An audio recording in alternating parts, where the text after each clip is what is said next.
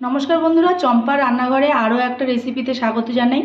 आमार आजकेर रेसिपि एचोर चिंगड़ी। तो चलो देखते थाको এই এঁচোড় চিংড়িটা আমি কিভাবে তৈরি করছি। আশা করছি ভালো লাগবে। এঁচোড় চিংড়ি বানানোর জন্য আমি এখানে বড় বড় সাইজ করে আলু কেটে নিয়েছি আর এখানে চিংড়ি মাছ আমি কেটে ধুয়ে ভেজে রেখেছি।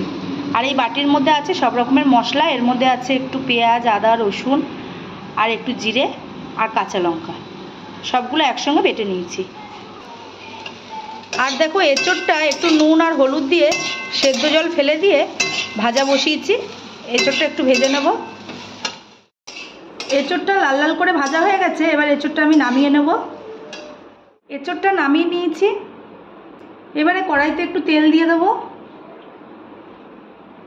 তেল খুব ভালোভাবে গরম হয়ে গেছে, ওই তেলের মধ্যে আমি একটু সাদা জিরে ফোড়ন দিয়ে দেবো আর দিয়ে দেবো একটা তেজপাতা। ফোড়নটা ভাজা হয়ে গেছে, এবার কেটে রাখা আলুগুলো আমি দিয়ে দেবো।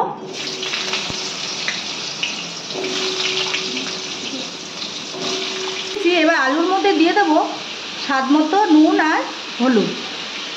নুন হলুদ দিয়ে আলুটাকে আমি লাল লাল করে ভেজে নেব।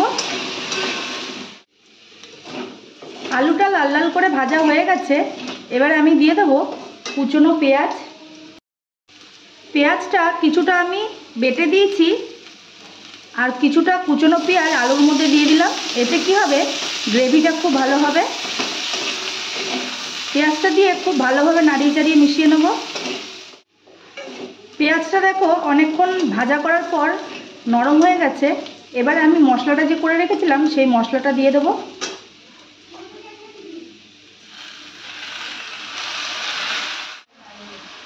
আর দিয়ে দেবো হলুদ আর লঙ্কার গুঁড়ো, পরিমাণ মতো নুন দিয়ে দেব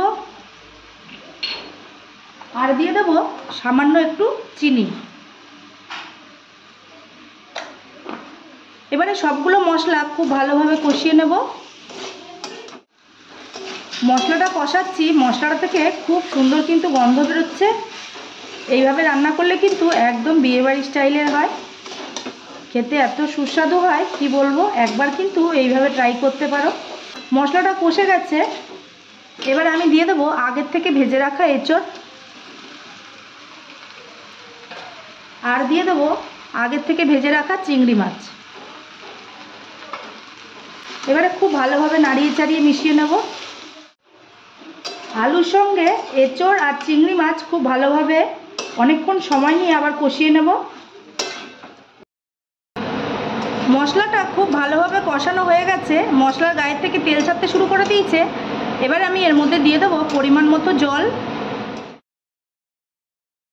জলটা দিয়ে খুব ভালোভাবে মিশিয়ে নেব। জলটা দিয়ে খুব ভালোভাবে আমি সেট করে এটাকে ঢেকে রাখবো। বেশ কিছুক্ষণ ঢেকে রাখবো যতক্ষণ না আলুটা খুব ভালোভাবে সেদ্ধ হচ্ছে। কিছুক্ষণ পর ঢাকনাটা তুলে নিচ্ছি। দেখো এঁচোড় চিংড়িটা একদম রেডি হয়ে এসছে। এবার একটু ভালোভাবে নাড়িয়ে চাড়িয়ে এর মধ্যে গরম মশলার গুঁড়ো দিয়ে দেবো। দিয়ে দিচ্ছি ছোট চামচের 1 চামচ গরম মশলার গুঁড়ো। গরম মশলাটা দিয়ে খুব ভালোভাবে নাড়িয়ে চাড়িয়ে মিশিয়ে নিলেই তৈরি এঁচোড় চিংড়ি। এবারে এটাকে আমি নামিয়ে নেব। তৈরি হয়ে গেল সুস্বাদু এঁচোড় চিংড়ি।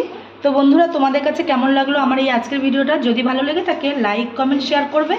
আর আমার চ্যানেলে নতুন বন্ধু হয়ে থাকলে অবশ্যই চ্যানেলটিকে সাবস্ক্রাইব করে পাশে থাকবে। আজকের মতন এটুকুই, দেখা হচ্ছে অন্য কোনো দিন অন্য কোনো রেসিপির সঙ্গে। ধন্যবাদ।